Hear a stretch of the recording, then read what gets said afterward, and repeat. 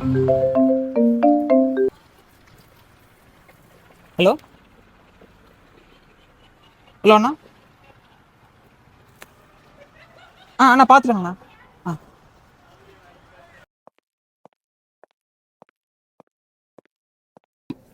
Bro OTP சொல்லுங்க. 29. டேய் என்னடா ஆளே மாறிட்ட? நான் அப்படியே தான் இருக்கேன் மச்சான்.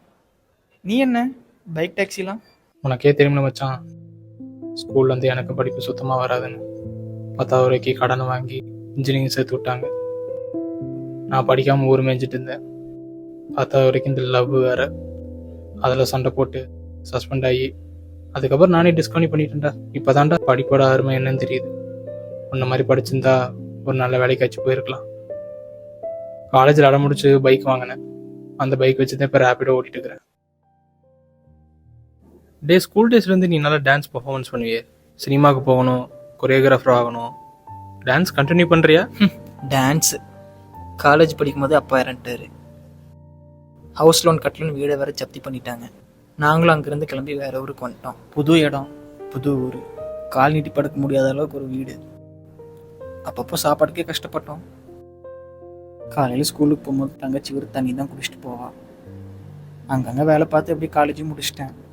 9 to 5 ஜாப். அப்பப்போ ஓவர் டைமும் பார்ப்போம் மச்சான். இப்போதான் வீட்டில் ஏதோ எல்லாம் கொஞ்சம் சந்தோஷமா இருக்கும்.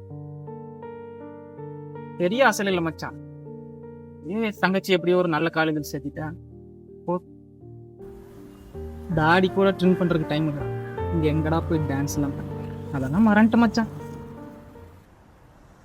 சரி மச்சான், டைம் ஆச்சு, மேனேஜர் திட்டுவார். கிளம்பு. சரி மச்சான். சரி ஓகேடா, பாய்.